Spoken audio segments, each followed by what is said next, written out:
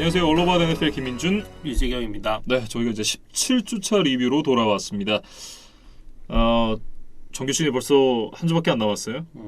지난 시즌까지는 이제 정규리그가 딱 17주까지였기 때문에 네. 원래 같으면 저희가 뭐 정규리그를 결산하고 뭐 와일드카드 프리뷰를 아마 했을 텐데 이번 시즌부터 이제 한 주가 더 늘어났기 때문에 그 내용들은 이제 다음 주에 좀 이야기를 할 수 있을 것 같습니다. 네, 일단 경기들을 좀 살펴본 다음에 이제 한 주밖에 남지 않았으니까 플레이오프 경우의 수가 좀 좁혀졌잖아요.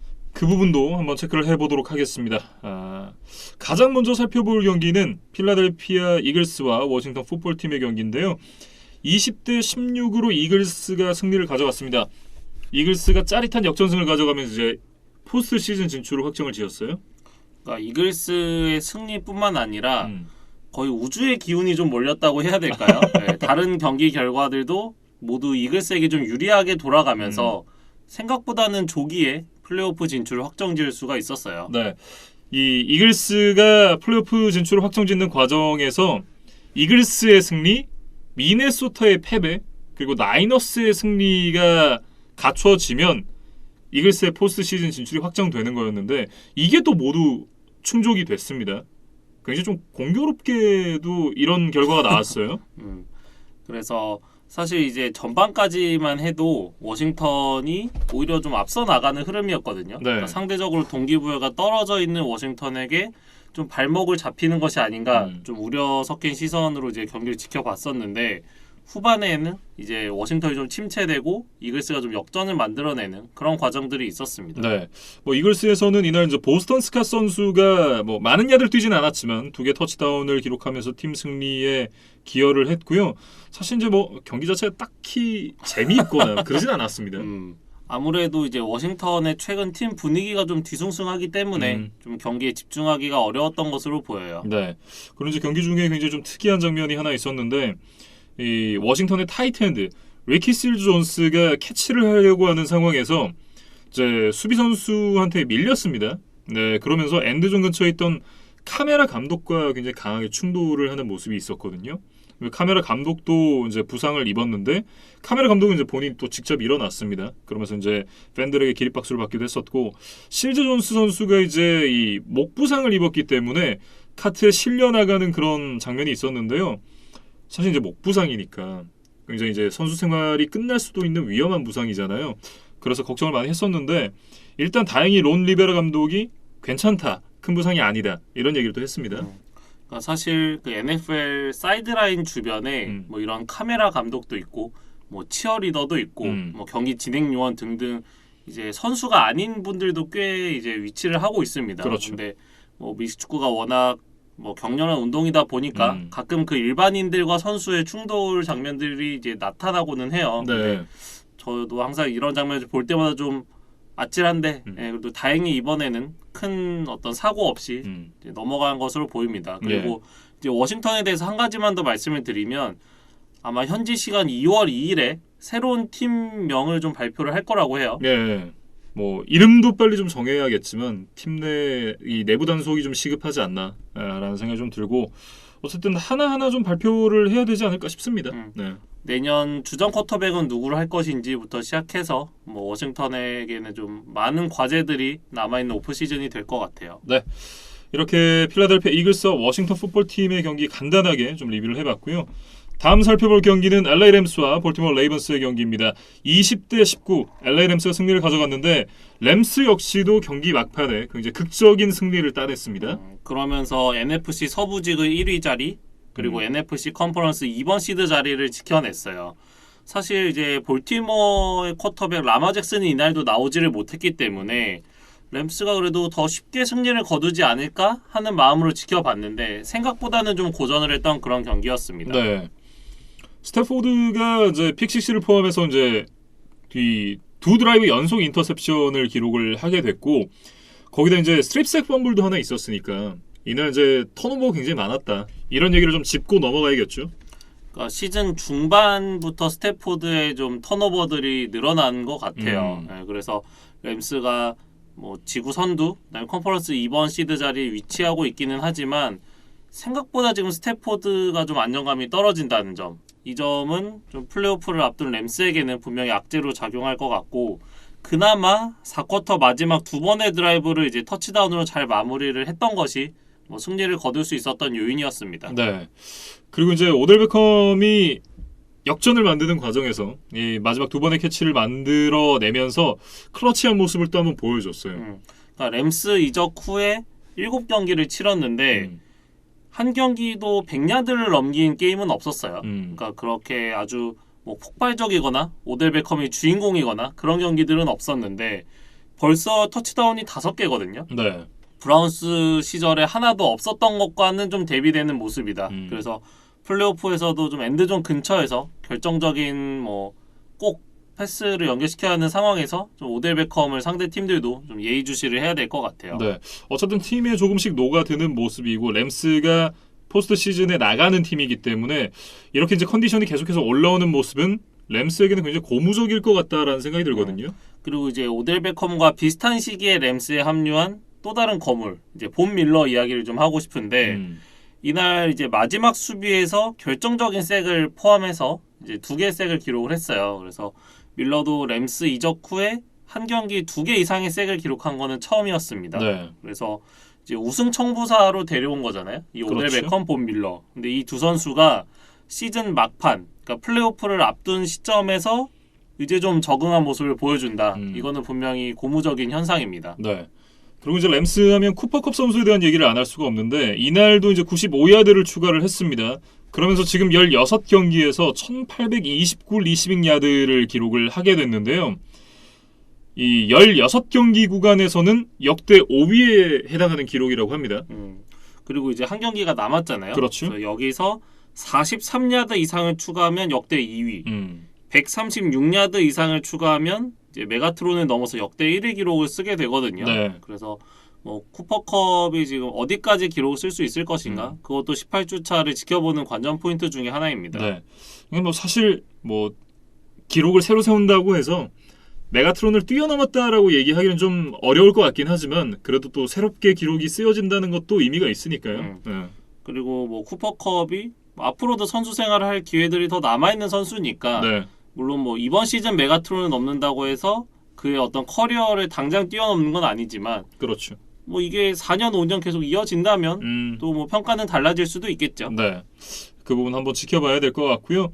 러닝백 캠 에이커 선수가 이제 원래 이 경기에 복귀할 예정이다라는 얘기가 있었는데 경기에 나서지 않았습니다. 그러니까 아마 복귀 일정이 한 주 뒤로 미뤄진 것 같아요. 그래서 션 맥베이 감독의 인터뷰를 보니까 무리시키지 않는 선에서 에이커스가 경기력을 회복할 기회를 주겠다 정도의 뉘앙스로 이야기를 했어요. 예. 그래서 K 메이커스가 사실 이번 시즌 단 한 경기도 뛰지를 못했기 때문에 경기 감각, 그다음에 경기 체력 이런 부분에서 분명히 또 문제를 드러낼 수 있거든요. 네. 그래서 뭐 18주 차에 간단한 테스트를 마치고 플레이오프 때 팀에 좀 큰 역할을 해줘야 될 것 같습니다. 네. 그리고 이제 포스트 시즌 얘기를 좀 해볼까요? 포스트 시즌 진출은 확정이 됐습니다. 그리고 그린베이 패커스가 1번 시드를 확정을 지으면서 이 퍼스트 라운드 바이는 사실 사라졌어요. 하지만 이제 몇 번 시드를 갖고 플레이오프에 올라가느냐 이것도 굉장히 중요하잖아요. 그러니까 램스가 현재 2번이기는 한데 지구 우승을 놓치는 순간 5번까지 내려가는 지금 경우의 수가 남아 있거든요. 그렇죠. 그래서 램스가 다음 주 경기를 지고 애리조나가 다음 경기를 이기면 램스는 순식간에 5번 시드로 내려갈 수가 있습니다. 네. 그래서 뭐 애리조나의 승리는 뭐 차치하고서라도 램스가 이길 수 있겠느냐 이게 더 중요한 사실인데 문제는 이제 자신들의 천적인 나이너스와 가로폴로를 만나야 한다는 점이에요. 네. 그래서 뭐 저희가 뒤어도 이야기하겠지만 가로폴로가 지금 램스를 상대로 커리어 전승을 거두고 있거든요. 그래서 램스 입장에서는 중요한 시점에 좀 자신들을 항상 괴롭혀왔던 상대를 만난다는 점이 조금 꺼림칙할 것 같습니다. 네, 이렇게 램스 얘기를 좀 나눠봤고요. 볼티모 얘기로 넘어가 보죠. 볼티모 같은 경우에는 이제 2경기 결과까지 8승 8패를 기록을 하게 됐습니다. 시즌 초중반까지만 하더라도 볼티모어가 포스트 시즌 진출은 거의 확정적일 것이다 라는 얘기들도 많았고 실제로 이제 중반까지의 성적이 8승 3패였으니까 그럴 가능성이 굉장히 높아 보였던 것이 사실이거든요. 근데 글쎄요. 5연패를 당하면서 지금 그 시즌 중후반에 급격하게 무너지는 모습을 보여주고 있습니다. 그러니까 말씀해 주셨던 그 8승 3패 시점에서 레이븐스의 컨퍼런스 내 순위가 1위였어요. 예. 그러니까 그 정도로 좀 안정적으로 시즌을 운영하고 있었는데 생각보다 급격하게 무너진 거는 좀 예상 밖의 일이기는 했습니다. 그래서 2008년에 이제 존 하바 감독이 레이븐스에 부임을 했는데 그 이후에 5연패는 지금 처음 있는 일이라고 하거든요. 예. 그래서 아마 레이븐스 팬들에게도 좀 충격적인 시즌 후반부가 되고 있습니다. 그래서 이날도 사실은 이제 척 클락이 2개 인터셉션을 연달아 만들어내면서 좀 팀 분위기를 쇄신하기 위한 노력을 해줬어요. 근데 이제 오펜스에서 경기 내내 단 한 개의 터치다운이 나오지를 않았다는 점. 그러면서 결국 이제 4쿼터에 램스에게 기회를 내주고 말았습니다. 네. 뭐 어쨌든 이 시즌 초반에는 러닝백들이 계속해서 부상을 당했고 시즌 후반에는 주전 쿼터백 라마 잭슨이 이제 빠지면서 지금 5할 승률에 딱 걸쳐 있는 레이븐스잖아요. 근데 라마 잭슨이 다음 주 경기도 아마 결정할 가능성이 높다. 뭐 이런 얘기들만 나오고 있습니다. 그러니까 여전히 좀 훈련에 참여를 하지를 못하고 있다고 해요. 예. 그래서 레이븐스가 아주 희박한 경우의 수가 남아있기 때문에 뭐 시즌을 포기할 수는 없는 상황이거든요. 근데 그런데도 이 잭슨이 이렇게 훈련에 참여하지 못한다는 거는 진짜 몸 상태가 안 좋다고 봐야겠죠. 네. 어쨌든 지금 레이븐스는 정말 이 신락 같은 그런 희망에 기대를 해야 되는 상황인데 주전 쿼터백마저 나오지 못한다? 글쎄요. 뭐 플레이오프 자력 진출 이미 물 건너간 상황에서 사실상의 어떤 사형 선고나 다름없는 그런 느낌일 것 같습니다. 그러니까 경우의 수를 보면 자신들이 승리를 하고 차저스, 콜트, 돌핀스가 모두 져야만 한다는 그 딱 한 가지 시나리오만 남아있거든요. 그렇죠. 뭐 굉장히 희박하다고 봐야겠죠. 그래서 사실 라마 잭슨이 데뷔한 이후에 3년 연속 레이븐스가 플레이오프에 올라갔었어요. 그런데 지금 라마 잭슨 시대에서는 처음으로 플레이오프 탈락을 맞을 가능성이 좀 높아졌습니다. 그렇습니다. 그렇게 따지면 이제 라마 잭슨도 포스트 시즌 승리가 단 1승이잖아요. 그런데 이번에는 포스트 시즌도 진출하지 못했다. 어떻게 보면 라마 잭슨에 대한 기대치만큼의 성적은 아닌 것 같다라는 생각도 좀 들고요. MVP 경력이 있는 선수인데 커리어 4년 동안 플레이오프 승리가 딱 한 번이다. 이거는 분명히 좀 실망스러운 기록이라고 봐야겠어요. 네. 그래서 뭐 레이븐스에 대해서 지금 계속 안 좋은 얘기만 드렸는데 뭐 마지막으로 그나마 좀 위안거리가 될 만한 소식을 전해드리면 마크 앤드류스가 이제 프랜차이즈 리시빙 야드 신기록을 세웠거든요. 그래서 사실 1996 시즌에 마이클 잭슨이라는 선수가 세웠던 그 기록을 이제 뛰어넘었고 네. 이날 경기까지 지금 1276야드를 앤드류스가 찍었으니까 뭐 아마 다음 경기까지 치르면 뭐 1300야드는 좀 무난하게 넘어설 것으로 보입니다. 그래서 리시버가 아닌 타이트엔드 선수가 팀의 프랜차이즈 리시빙 야드 기록을 가지고 있다. 이것도 좀 재밌는 뭐 그런 기록이에요. 네. 어쨌든 볼티모어는 좀 쉽지 않은 마지막 주를 맞이하게 될 것 같다. 이렇게 좀 정리를 해보겠습니다. LA 램스와 볼티모어 레이븐스의 경기 살펴봤고요. 다음은 이제 템파베이 버커니어스와 뉴욕 제츠의 경기로 이어가 보겠습니다. 28대 24 버커니어스가 승리를 가져갔는데요. 정말 극적인 역전승을 가져갔습니다. 사실 저는 한 3쿼터 중반쯤에 스코어 24대 12이 될 때만 해도 진짜 업셋이 나는 줄 알았거든요. 그런데 그래도 브레이디였다. 정말 이 믿고 보는 탐 브레이디의 파이널 2미닛 드라이브였다라고 좀 얘기를 해야 될 것 같습니다. 그러니까 사실 브레이디에게는 익숙한 상대였죠. 네. 뉴잉글랜드 시절에 이제 매년 2번씩 만나던 제츠와 또 오랜만에 만났는데 사실 꽤나 고전을 했어요. 네. 그래서 이 경기를 만약에 패했다면 좀 시드가 더 밑으로 내려갈 가능성이 있었는데 그래도 일단 3번 시드를 지켜냈습니다. 네. 일단 이제 버커니어스부터 좀 얘기를 해보면 전반적인 경기력을 놓고 봤을 때 제츠보다 좋았다라고 얘기를 하기 좀 어렵습니다. 이날 이제 수비가 제츠의 공격한테 토탈 야드를 374야드를 내줬거든요. 근데 제츠의 공격이 물론 이제 제츠가 팀이 점점 더 올라오는 모습을 보여주고 있긴 합니다만 그래도 이 정도로 많은 야드를 내줬다? 이건 분명히 좀 수비에 문제가 있다라는 생각이 들고 지금 이제 뭐 제이슨 피에르 폴이나 샤킬 베러, 라번트 데이빗 뭐 이런 선수들이 빠져 있잖아요. 그 공백이 좀 확실하게 느껴지는 경기였다라고 말씀을 드려야 될 것 같습니다. 뭐 한 가지 좀 다행인 부분은 이 선수들이 플레이오프에는 모두 돌아올 가능성이 높다라는 라는 그런 리포트들이 있고 거기다가 이제 이 벅스에 합류한 이후에 제대로 경기를 뛰지 못했었던 리차드 셔먼 선수도 돌아올 수 있다라는 얘기가 있거든요. 그렇다라고 하면 이제 이 포스트 시즌 전력은 풀 전력이 될 가능성이 높다. 뭐 이렇게 말씀을 드려야 될 것 같고 공격 쪽도 지금 이 가딘 선수를 제외하고 나면 대부분의 주전 선수가 플레이오프에는 나설 수 있을 것 같다라는 얘기들이 나오고 있습니다. 레너드 포넷이 지금 빠져 있는데 아마도 포스트 시즌에 맞춰서 좀 돌아올 것으로 보여요. 네. 근데 이제 가딘 말고도 이날 경기를 끝으로 한 선수가 더 나갔거든요. 그렇죠. 그 선수에 대한 이야기를 좀 해야 될 것 같습니다. 이날 이제 안토니오 브라운 선수가 그 경기 도중에 상의 탈의를 하고 탈출을 하는 모습이 있었어요. 진짜 언빌리버블합니다. 예. 그러니까 사실 굉장히 예상치 못한 타이밍이었어요. 그러니까요. 그러니까 뭐 시즌 극 초반이라던가 음. 아니면 뭔가 좀 중압감이 있을 만한 뭐 플레이오프 무대에서 돌출 행동을 한다든가 그러면 차라리 이해를 했을 텐데 사실은 이제 좀 약체 팀과의 그냥 이미 플레이오프 진출 확정짓고 뭐 큰 동기부여는 없는 그런 경기에서 안토니오 브라운이 이런 행동을 했다는 거는 좀 그렇게 석연치 않은 구석들이 좀 있다. 네. 그렇게 좀 생각이 돼요. 참 지금 시점에서 생각해 보면 마이크 톰린과 빅벤은 대체 어떤 시절을 보낸 것인가? 왜냐면 이 안토니오 브라운이 스틸러스에서 꽤 오랫동안 뛰었잖아요. 그 기간 동안에는 이런 모습이 거의 보이지 않았단 말이에요. 근데 지금에 와서 이런 모습을 보여주는 걸 생각해 보면 그때 당시에 누군가는 억제 역할을 굉장히 잘 했다라는 얘기인데 그것도 정말 대단하다라는 생각이 들고 어쨌든 이제 안토니오 브라운이 이 사고를 치면서 벅스에서 방출이 됐습니다.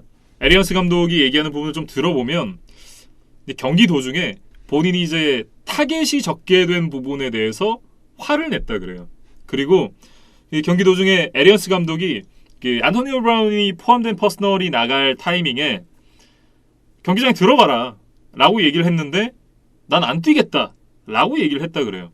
그래서 에리언스 감독이 참다가 Get the F out of here 라고 이제 얘기를 했다고 합니다. 쉽게 말해서 꺼지라는 얘기죠.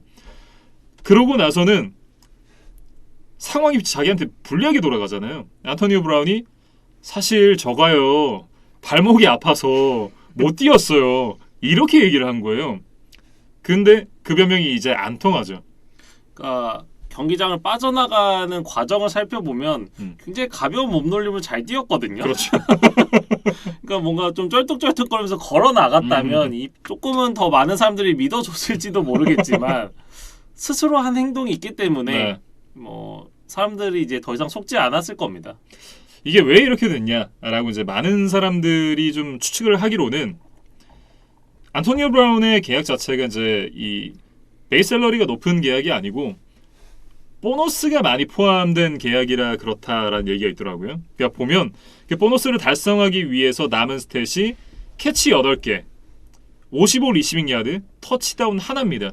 이거를 3개를 달성을 하게 되면 100만 달러를 받는 그런 보너스 조항이 있거든요. 아마 이제 33만 달러씩 이렇게 아마 붙어 있을 거예요. 근데 이걸 다 합하면 어쨌든 이제 100만 달러가 되니까 사실 어떻게 보면 이 경기가 끝나고 나도 경기가 하나 더 있잖아요. 충분히 달성할 수 있는 그런 스탯인데 이 스탯을 달성하기 위해서 본인이 어떤 타겟을 많이 받고 싶었고 그 부분이 충족되지 않으니까 화가 많이 났다. 뭐 이렇게 보는 게 좀 합리적이지 않겠느냐 그런 시선들이 많더라고요.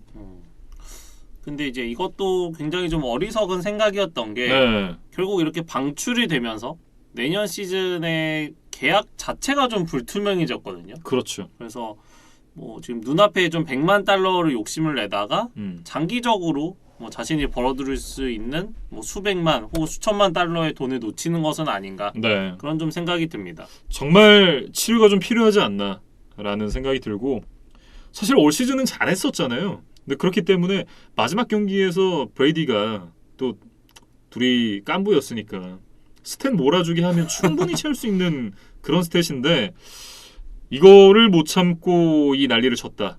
좀 안타깝다라는 생각이 들고 사실 근데 저는 이 안토니오 브라운의 이탈은 아쉽긴 합니다만 근데 그렇게 클 것 같진 않아요.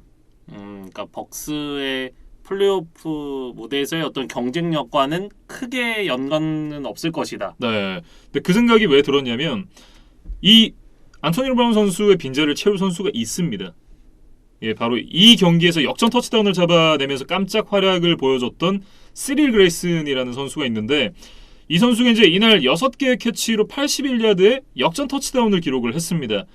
근데 이게 작년에 이 선수가 원래 그 프랙티스 스쿼드에 있던 선수거든요. 근데 이 시릴 그레이슨이 톰 브레이디랑 같이 훈련을 하다가 캐치를 몇 개를 못했다 그래요. 드랍을 했는데 톰 브레이디가 엄청 혼을 심하게 냈다고 합니다. 그러고 나서 톰 브레이디가 시릴 그레이슨한테 했던 얘기가 내가 너에게 엄격하게 하는 건 너에게 가능성이 보여서 그렇다.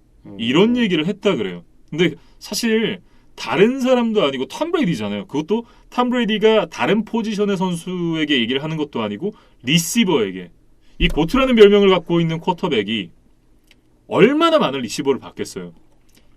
그런데 이 선수가 리시버에게 난 너에게 가능성이 보인다 라는 얘기는 굉장한 그 임팩트가 있는 얘기잖아요.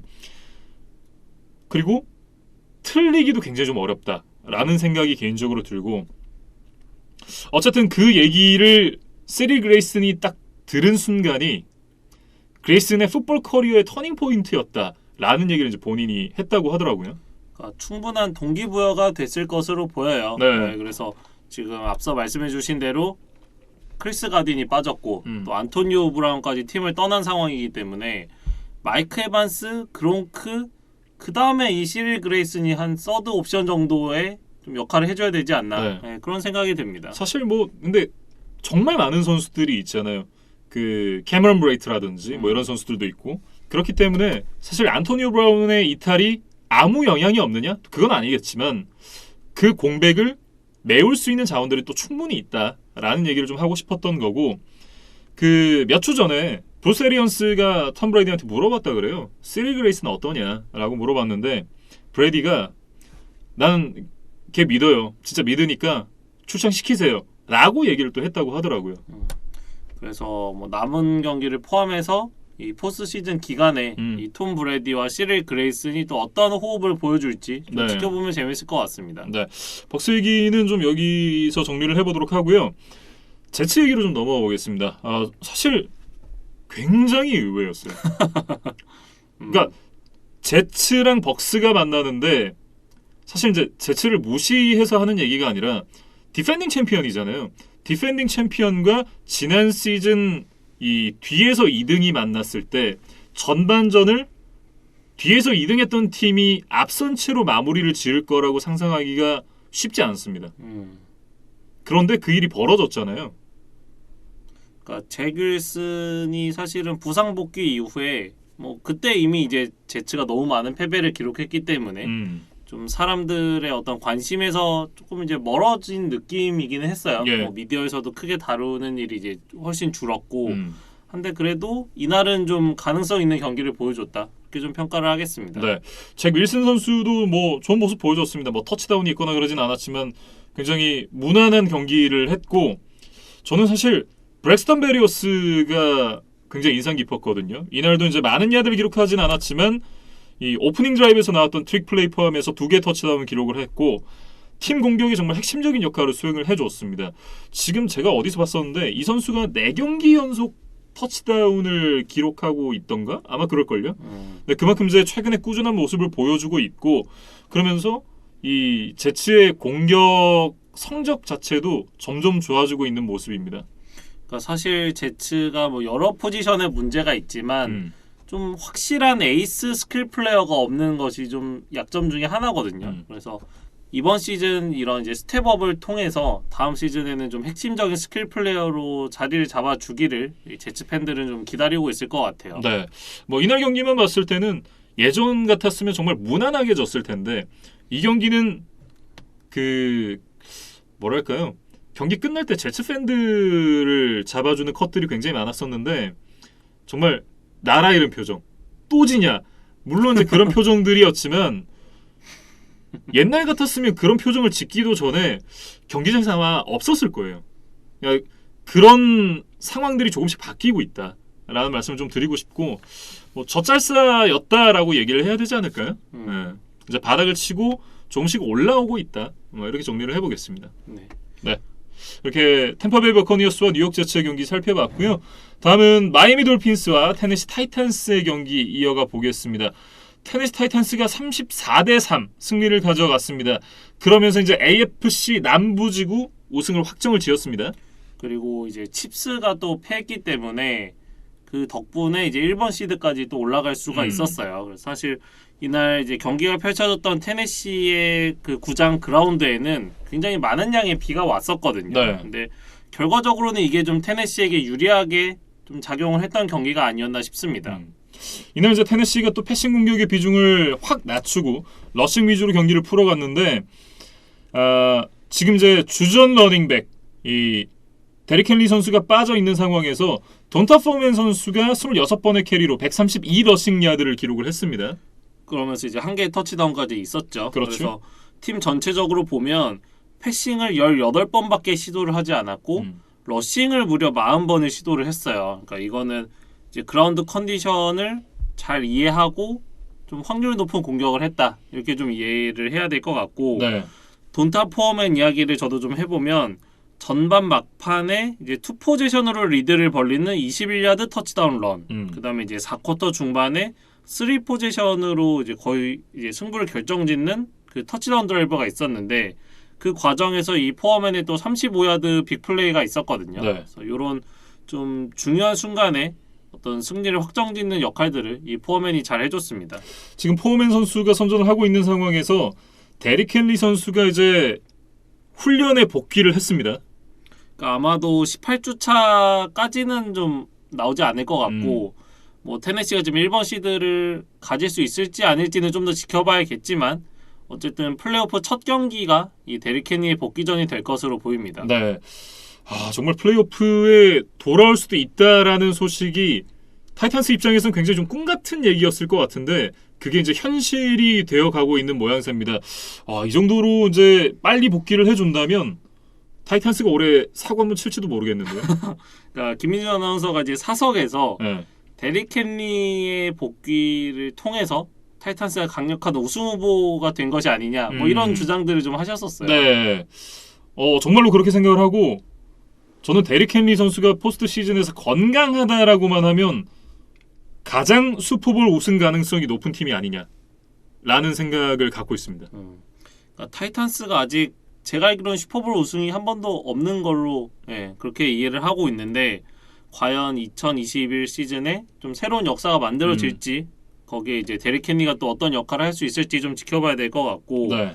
이날 경기는 사실 테너일 더비이기도 했어요. 그렇죠. 저 마이애미에서 선수 생활을 하다가 이제 테네시로 유니폼을 갈아입은 이제 테너일이 이 타이탄스의 주전 쿼터백으로 나왔는데 뭐 날씨 때문에 사실 뭐 자신의 존재감을 뭐 많이 드러내지는 않았지만 그래도 이제 2개의 터치다운 패스를 이제 하면서 팀이 승리하기에는 충분한 활약을 했다. 그렇게 좀 평가를 하겠습니다. 네. 그래서 사실 마이애미에 입단할 때만 해도 이제 많은 기대를 받았던 선수였는데 자신의 잠재력을 좀 보여주지 못하고 이제 19년에 타이탄스로 트레이드가 됐었잖아요. 예. 근데 테너일이 이 타이탄스와 아주 좋은 궁합을 보이면서 뭐 1억 달러가 넘는 대형 계약도 따냈고 팀을 지금 3시즌 연속 포스트시즌으로 이끌고 있거든요. 네. 그래서 뭐 테너일 입장에서는 이 타이탄스로 이적한 것이 좀 신의 한 수였다. 이렇게 좀 평가를 하겠습니다. 그래서 전적으로만 봐도 마이애미 시절에는 42승 46패에 불과했어요. 네. 그러니까 5할이 조금 안 되는 그런 좀 안 좋은 성적입니다. 근데 반면에 테네시에서는 지금 31승 15패 거의 6할 6푼 7리 이상의 승률을 보여주고 있으니까 뭐 테너일과 함께 타이탄스도 같이 좀 업그레이드가 되고 있어요. 예. 사실 이제 마이애미 시절 생각하면 격세지감이죠. 네. 그리고 일단 이날 이제 타이탄스의 스페셜팀 선수들도 좀 칭찬을 하고 싶은데 그 날씨가 안 좋은 상황에서 6개의 킥을 모두 성공시킨 키커 랜디 블록. 예. 그다음에 이제 펀터 브레이컨도 4번의 펀트 상황에서 그중 3번을 인사이드 20에 넣었고 그 3번 중에 2번은 인사이드 10 안에 이제 공을 핀을 시켰거든요. 예. 그러면서 투아와 마이애미에게 좀 부담을 안겨주는 그런 역할을 해줬습니다. 뭐 어쨌든 그러면서 마이애미의 공격을 정말 원천 봉쇄를 했었던 테네시 타이탄스였고 이번 주에 말씀해 주셨던 대로 이제 칩스가 패배를 했습니다. 그러면서 이제 타이탄스와 승패로는 동률이 됐는데 헤드 투 헤드 매치업에서 타이탄스가 이겼거든요. 네, 그렇기 때문에 이제 타이브레이커를 가져간 상황이 됐고 다음 주에 이제 타이탄스가 이기면 1번 시드 확정을 짓게 됩니다.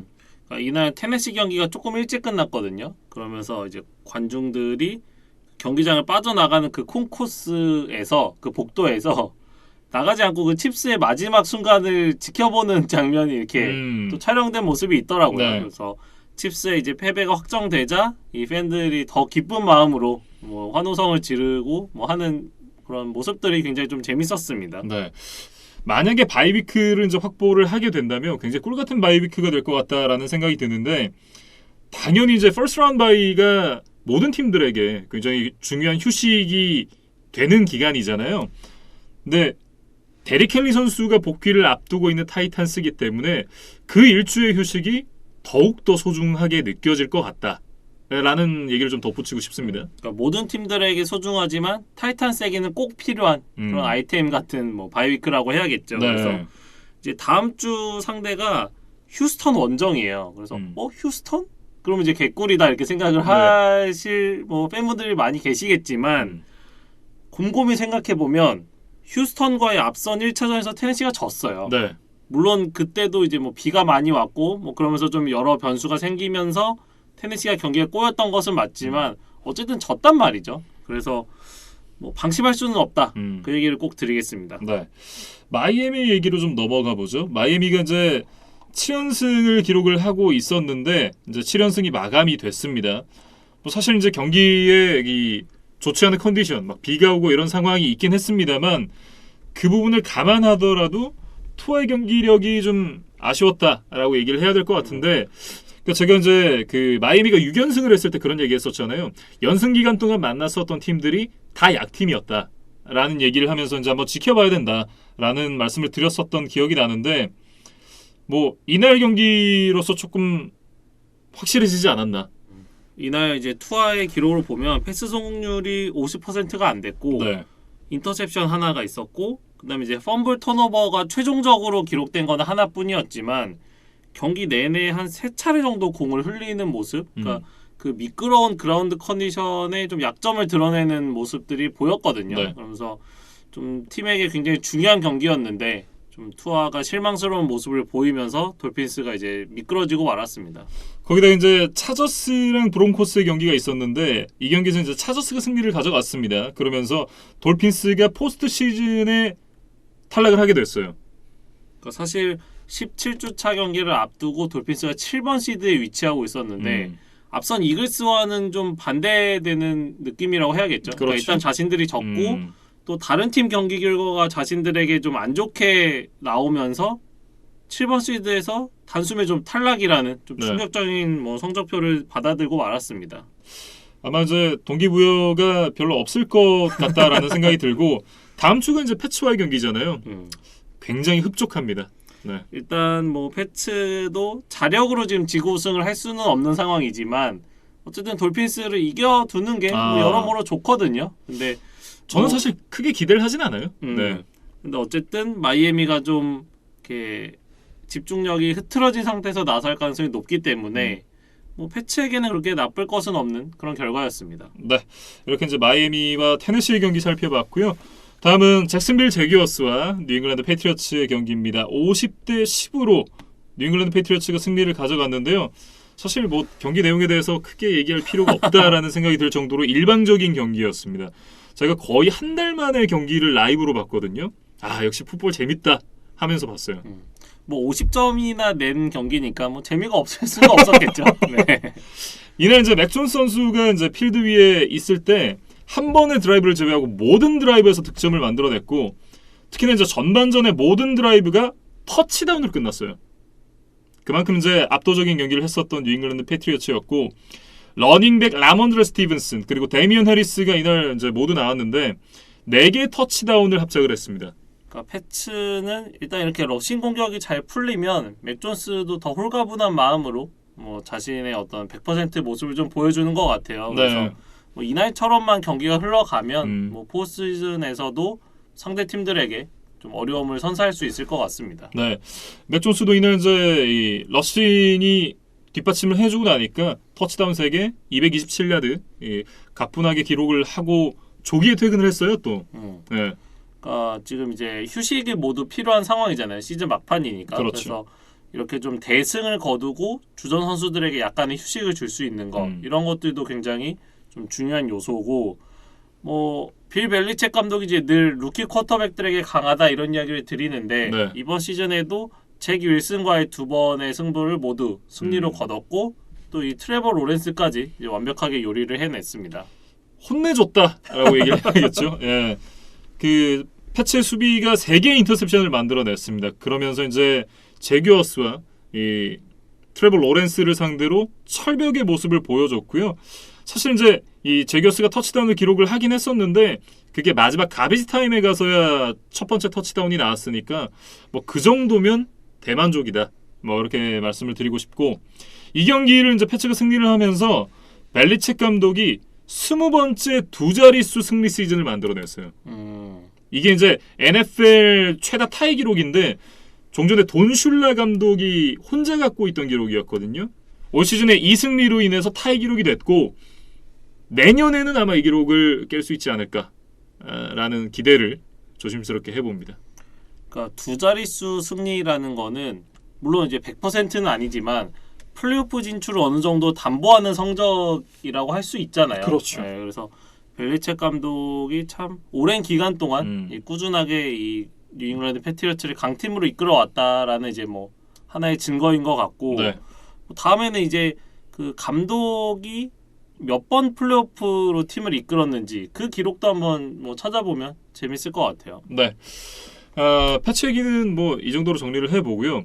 잭슨빌도 워낙 얘기를 많이 했으니까 많은 얘기들이 필요하진 않을 것 같은데 지금 이제 감독 찾기에 들어갔습니다. 근데 트렌트 발키 단장이 유임이 됐다라고 말씀을 드렸잖아요. 근데 이 트렌트 발키 단장이 빌 오브라이언을 감독으로 밀고 있다는 찌라시가 나왔습니다. 이게 사실이면 제 생각엔 트렌트 발키를 제일 먼저 잘라야 돼요. 그러니까 빌 오브라이언이 단장을 겸임하고 나서 팀이 망가진 거다. 감독일 때는 성적이 좋았다라고 얘기를 하시는 분들도 많으실 텐데 빌 오브라이언이 감독으로서 나빴다라는 얘기가 아니라 지금 고려할 수 있는 여러 후보들이 훨씬 많거든요.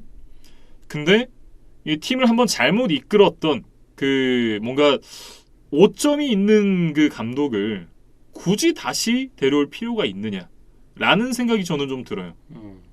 그러니까 아마 이번 시즌에 이제 대학 무대로 옮겨서 나쁘지 않은 모습을 보이고 있는 것으로 알고 있습니다. 네.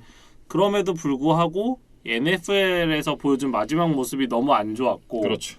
그것이 조금 상처가 아물기까지 그렇게 시간이 지금 오래 지나지 않았는데 굳이 빌 오브라이언을 NFL로 다시 데려올 필요가 있겠느냐. 네. 아마 이런 의견이신 것 같고 특히 이제 잭슨빌 같은 경우는 지금 감독을 일찍 잘랐기 때문에 가장 넓은 풀을 가지고 지금 감독 면접도 보고 선택을 할 수 있는 어떻게 보면 1픽을 가지고 있다? 이런 느낌이랑 좀 비슷하잖아요. 그렇죠. 그런 어떤 배경들을 고려하면 빌 오브라이언을 굳이 최우선적인 후보로 생각할 필요는 없을 것 같기는 해요. 네. 네, 그래서 물론 이제 말씀해주신 대로 이제 루머니까 최종 결과를 보고서 이제 그때 좀 평가나 판단을 해도 늦지는 않을 것 같습니다. 네. 아니 켈렌 무어라는 일단 좋은 후보도 있고 그 외에도 지금 바이럴 레프트위치 이런 사람들이랑도 감독 면접을 하고 있다라는 그런 뉴스들이 나오고 있는데 빌 오브라이언보다 이 사람들이 확실히 낫다라는 얘기가 아니라 그만큼 이제 결점이 없는 건 맞는 얘기잖아요. 그런 사람들에게 기회를 줘보는 게 좀 더 낫지 않나라는 생각이 좀 들고 참 잭슨빌은 글쎄요. 아직은 바닥을 좀 더 많이 쳐야 반등을 할 수 있지 않을까라는 생각이 좀 드는 뉴스였습니다. 그래서 물론 이제 플레이오프에서는 탈락을 했고 이제 다음 경기를 마지막으로 이제 오프 시즌에 들어갈 잭슨빌이기는 한데 이 새로운 감독이 누가 선임될 것인가 이거에 대해서는 아마 많은 분들이 좀 관심을 가질 것 같고 저희도 좀 계속해서 지켜보겠습니다. 네, 이렇게 이제 제규어스와 패트리어츠의 경기까지 살펴봤습니다. 네, 다음은 저 라스베이거스 레이더스와 인디애나폴리스 콜츠의 경기 살펴보시죠. 23대 20 라스베이거스 레이더스가 승리를 가져갔습니다. 사실 이제 이 경기 들어가기 전까지만 하더라도 레이더스가 좀 언더독이지 않겠느냐. 왜냐하면 콜츠의 최근 기세가 굉장히 좋았잖아요. 네, 그렇기 때문에 콜츠가 좀 승리를 가져가지 않을까라는 그런 예상들이 많았었는데 레이더스가 극적인 끝내기 필드골로 승리를 거뒀습니다. 그러면서 자력으로 포스트 시즌 진출을 만들어낼 수 있는 기회를 만들어냈어요. 사실은 이제 조나단 테일러를 막는데 실패를 어느 정도 했고, 그다음에 이제 턴오버 싸움도 졌어요. 네. 그리고 이제 경기 중에 좀 불운하게 여러 선수들이 겹쳤는데 그 공이 이제 튕겨져 나와서 콜츠의 리시버에게 그냥 안기는 이런 좀 불운한 장면까지 있으면서 사실 레이더스가 이기기가 좀 어려운 경기였거든요. 예. 근데 어떻게 이겼을까 좀 생각을 해보니까 카슨 웬츠의 패싱을 일단 잘 막았고, 그 다음에 이제 2번의 인터셉션을 허용을 했는데 그거를 수비가 다 펀트로 또 막아내줬고, 그 다음에 이제 약간 이제 불운했던 장면에서 역전을 허용을 했지만 이후에 데리카와 리시버들이 이제 집중력을 잃지 않고 멋진 플레이들을 연달아 해줬던 거, 이런 점들이 좀 앞에 안 좋았던 것들 다 덮어주면서 레이더스가 승리를 가져갈 수가 있었습니다. 네. 참 존 그루든 감독이 좋은 팀을 만들었고 그 뿌린 씨앗이 이제 수확을 앞두고 있는 상황인데 참 존 그루든 감독이 불미스러운 일로 인해서 또 팀을 떠나게 됐다는 게 참 아이러니하다라는 생각이 들어요. 사실 헨리 럭스가 이탈하고 그 과정들을 거치면서 레이더스가 이제 한번 쭉 내려갔었는데, 그렇죠. 그래도 이 중후반부에 좀 분위기를 다잡고 이렇게 꾸역꾸역 올라왔다는 것 자체가 그래도 레이더스 팬들에게는 좀 위안이 될 만한 그런 이제 소식인 것 같아요. 그래서 예. 사실 레이더스의 이번 시즌 좀 전체적인 기록을 살펴보면 원래 이제 데런 월러가 팀 내 리시빙 넘버원 옵션으로 이제 역할을 해줘야 되는 팀이에요. 네. 근데 이제 월러가 부상으로 좀 많은 경기를 빠졌기 때문에 그 자리를 좀 대신할 만한 선수의 등장이 꼭 필요했거든요. 근데 리시버 이제 헌터 램프로가 그 역할을 어느 정도 해줬다. 그래서 그게 좀 고무적인데, 네. 사실 램프로는 이제 앞선 2시즌 동안에 이제 평균 600야드 정도를 해주는 선수였어요. 그러니까 팀 내 두 번째 혹은 세 번째 정도의 역할을 늘 해주던 선수인데, 이번 경기를 통해서 커리어 첫 1000야드 시즌을 만들어냈고, 사실 이날 경기 이제 전체적으로 보면 넉점 뒤진 채 이제 4쿼터를 시작을 했는데 램프로의 터치다운으로 역전에 성공을 했고, 그 이후에 한번 이제 동점까지 다시 허용을 했지만 마지막 파이널 2미닛 드라이브에서도 단숨에 필드골 레인지 안으로 들어가는 결정적인 캐치를 해줬거든요. 네. 그래서 경기는 이제 데니얼 칼슨이 끝냈지만 이 램프로가 그에 앞서서 좀 주춧돌을 놓았다고 이야기를 해야겠습니다. 더군다나 이제 최초 판정이 또 터치다운이었잖아요.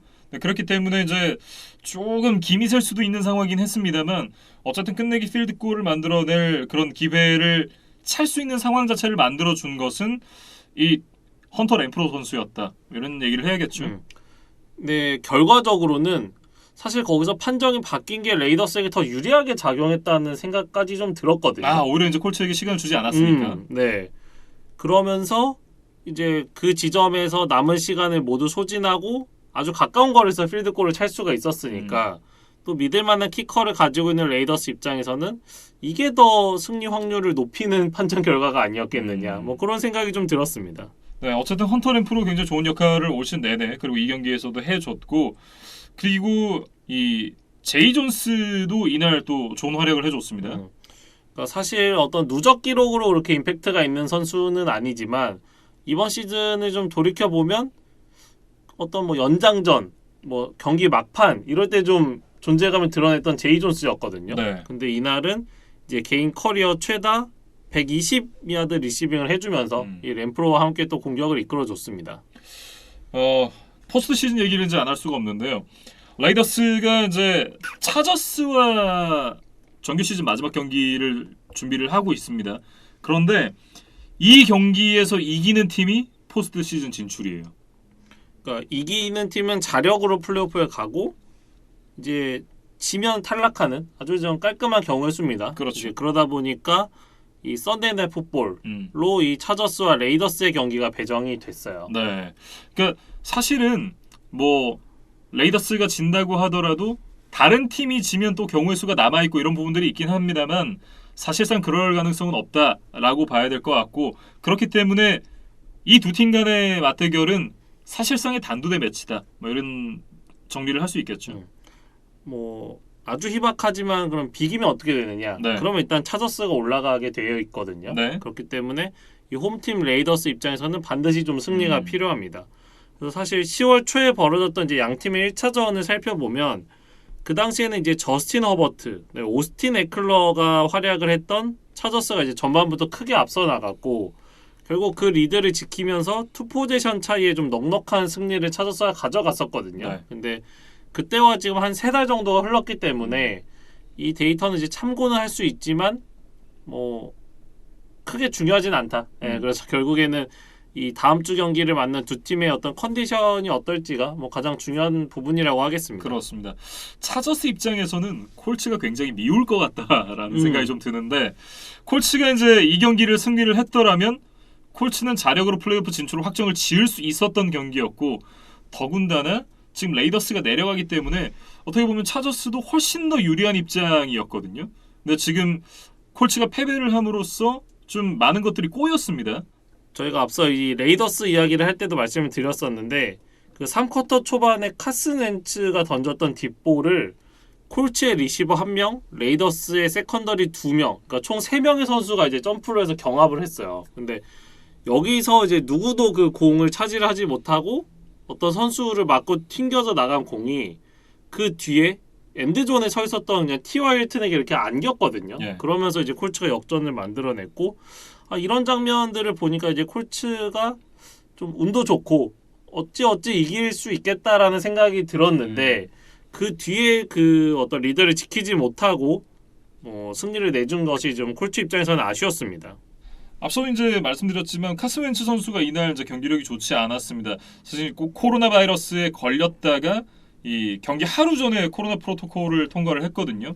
역시나 그 부분이 경기력에 영향이 있었다. 이렇게 좀 봐야 될 것 같고 그리고 이 부분은 사실 이제 선수협에서 이 코로나 프로토콜을 통과하는 그 기간을 줄여줬기 때문에 경기 출장이 가능했던 부분도 있었습니다. 원래는 이제 10일이었죠. 예. 근데 이제 이거를 NFL과 선수협이 협상을 해서 5일로 줄였기 때문에 웬츠가 이제 경기 결장 없이 나설 수 있기는 했어요. 근데 이제 말씀해주신 대로 훈련을 제대로 소화할 수가 없었기 때문에 뭐 이날 148야드 1개 터치다운 정도의 좀 저조한 기록을 내고 말았습니다. 그래서 네. 지금 웬츠가 백신을 안 맞았다고 하거든요. 그래서 좀 얼마 전에 또 아이도 태어났으니까 네. 웬츠가 어떤 가족과 어떤 팀을 위해서라도 좀 백신을 이제라도 좀 맞아야 되지 않을까 싶어요. 사실 이제 뭐 맞는다고 안 걸리는 건 아닌데 맞으면 덜 아프다고 하니까 사실 저희도 그렇잖아요. 이 독감 백신을 맞는다고 해서 독감에 꼭 안 걸리는 건 아니거든요. 대신 이제 덜 아픈 거죠.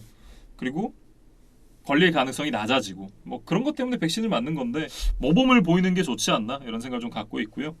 뭐 어쨌든 이 콜츠가 다음 주에 잭슨빌 원정을 가게 됩니다. 상대가 잭슨빌이니까 사실 포스트 시즌 진출이 거의 눈앞에 다가왔다라고 말씀을 드릴 수도 있는데 참 저 인생이 그렇게 쉽지가 않아요. 예. 잭슨빌 최근 6번의 원정에서 콜츠가 단 한 번도 이긴 적이 없다 그럽니다. 사실 굉장히 좀 놀라운 기록이에요. 그렇죠. 그러니까 지구 라이벌 관계이기 때문에 1년에 한 번씩은 이제 꼬박꼬박 잭슨빌 원정을 가는 게 뭐 스케줄입니다. 네. 근데 사실 이제 몇 년 전에 잭슨빌이 강력한 수비를 가지고 있을 때는 뭐 질 수도 있겠다 이런 생각이 들지만 근년에는 사실 잭슨빌의 성적이 굉장히 안 좋았는데 그렇죠. 콜츠가 그 원정에서 계속 졌다는 게 좀 굉장히 놀라워요. 그래서 실제로 이제 지난 시즌도 1주 차에 만났는데 그때 콜츠가 지면서 잭슨빌이 이제 그 이후에 거의 뭐 승리를 뭐 추가하지 못했음에도 불구하고 콜츠와의 홈게임만은 승리를 했었거든요. 네. 그래서 과연 이 데이터가 다음 주에도 한 번 더 나타난다면 이 AFC 전체적인 플레이오프 구도가 좀 혼돈으로 빠질 가능성도 있습니다. 네. 과연 그 원정 6연패 사슬을 끊어낼 수 있을지 이 콜츠를 한번 지켜봐야 될 것 같습니다. 이렇게 이제 라스베이거스 레이더스와 인디애나폴리스 콜츠의 경기 살펴봤고요. 다음 살펴볼 경기는 뉴욕 자이언츠와 시카고 베어스의 경기입니다. 29대 3으로 시카고 베어스가 승리를 가져왔습니다. 사실 이제 뭐 플레이오프와 좀 멀어진 두 팀이기 때문에 뭐 크게 의미 있는 경기는 또 아니었습니다. 그러니까 자이언츠 같은 경우는 이제 지난주에 제이크 프롬을 냈다가 한 번 또 속았잖아요. 그러다 보니까 다시 마이클 글래넌 체제로 돌아갔어요. 예. 근데 뭐 글래넌도 거의 뭐 실수 종합 선물 세트를 보여줬다. 그러면서 뭐 최악의 경기를 펼치고 말았는데 이제 12월에 추운 시카고였고 또 눈발도 좀 날렸거든요. 네. 그러니까 뭐 쿼터백 입장에서 경기를 치르기에 그렇게 좋은 컨디션은 아니기는 했습니다. 근데 그 점을 감안하더라도 2개 인터셉션, 2개의 펌블 턴오버를 기록하면서 4번이나 이제 상대에게 공격권을 내줬고 패스 시도가 지금 11번인데 그중에 4번을 성공했고 24야드밖에 패스가 안 됐어요. 네. 근데 색을 4개를 당했는데 34야드를 물러났습니다. 그러니까 팀 전체 패싱 야드가 마이너스 10야드예요. 넷 야드가 마이너스 10야드가 되는 거죠. 경기 내내. 네. 사실 경기 내내 패싱 야드 기록이 마이너스다. 이거는 저는 사실 처음 본 것 같거든요. 네. 그래서 뭐 이번 시즌도 이제 자이언츠가 지금 4승밖에 거두지를 못하고 있는데 뭐 조저지 감독에 대한 비판 여론이 당연히 나올 수밖에 없습니다. 아, 그렇죠. 그러니까 뭐 전체적으로 돌아보면 트레이닝 캠프 과정에서 오펜시브 라인이 좀 안 좋은 거 아니냐 이런 질문에 대해서 나는 우리 팀의 선수들을 믿는다라고 이야기를 했지만 시즌을 치르면서 이제 많은 문제가 있다는 것이 이제 드러났고, 그렇죠. 뭐 저희가 시즌 프리뷰 때도 이야기했던 어떤 선수단의 부상 관리 이것도 결국은 잘 되지를 않았어요. 그리고 제이슨 게럿 오펜시브 코디네이터를 선임을 했다가 결국 한 시즌도 같이 가지를 못하고 경질을 하고 말았고, 네. 사실 이 저지 감독이 패치 시절에 이제 스페셜팀 코디네이터 역할을 했잖아요. 그러니까 어떻게 보면 스페셜팀은 자신의 전공 분야라고 해야 될 것 같은데 이 스페셜팀마저 그렇게 경쟁력 있는 모습을 보이지를 못했다.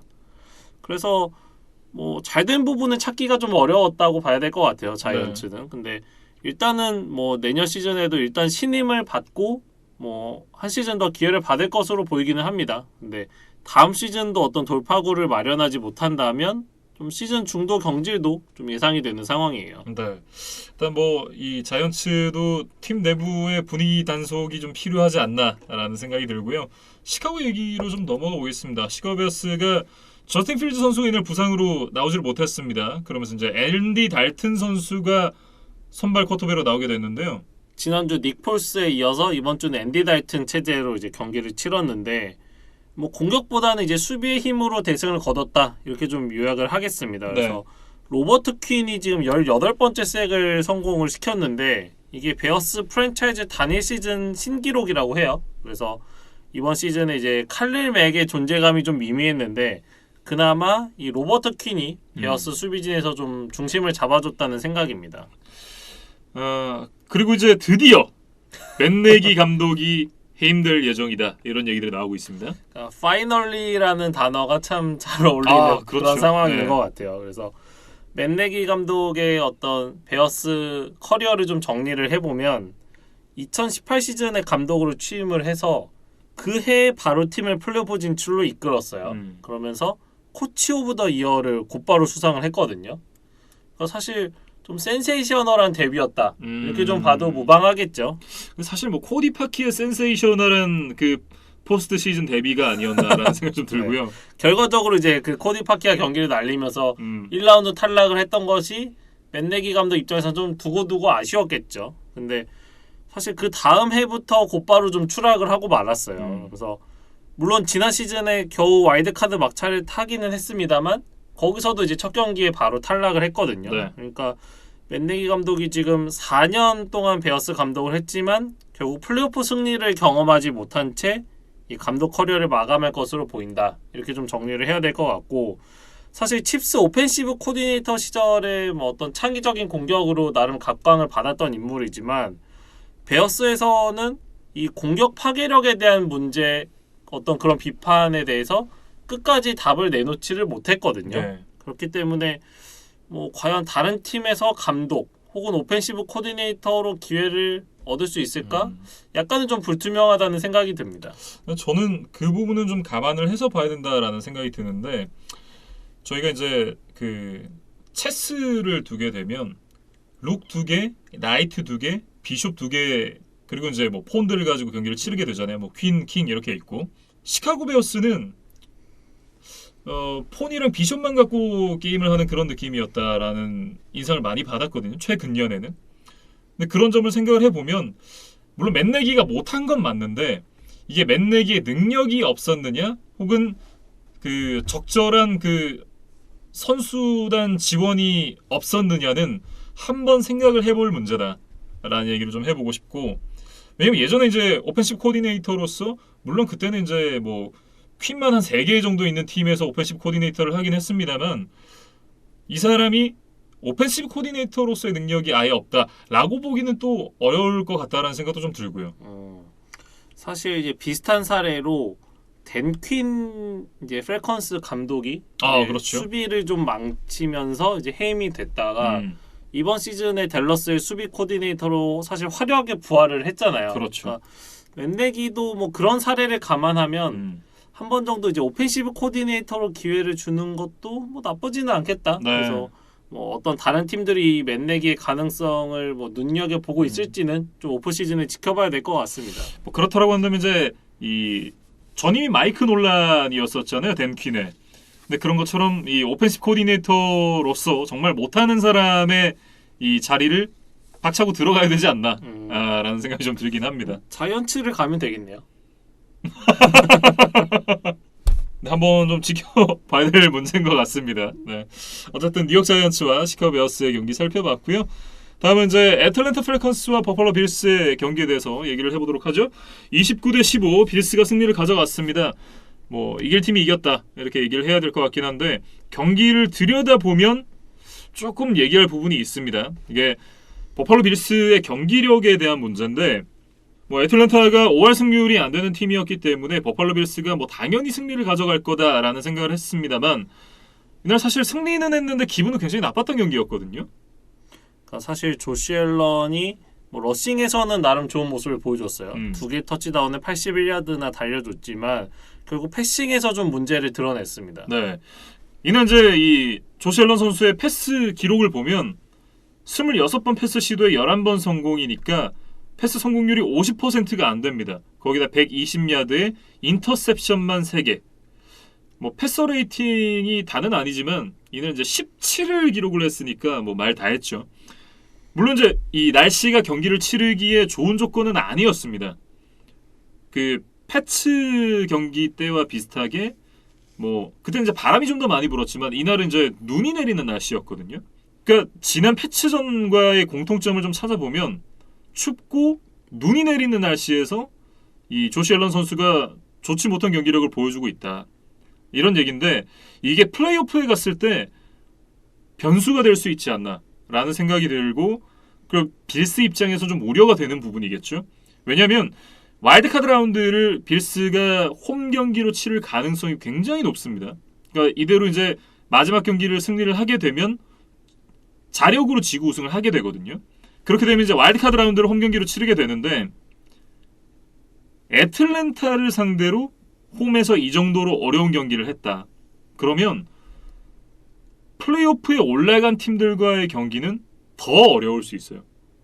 물론 이제 그때 날씨도 한번 지켜봐야 되겠습니다만 뭐 버팔로가 워낙 이제 이 춥기로 유명한 동네잖아요. 근데 지금 시드 상황으로 봤을 때는 빌스가 4번, 패츠가 5번이거든요. 그리고 패츠가 다시 한번 빌스 원정을 간다? 뭐 지난 정규 시즌 맞대결의 어떤 결과를 사실 저는 기대를 하고 있습니다만 그러지 말라는 법이 없습니다. 그러니까 뭐 야구의 비유를 해보면 우리 팀 에이스가 플라이볼 투수인데 우리 팀 구장이 굉장히 짧은 그런 느낌이에요. 담장까지 거리가 네. 짧은. 네.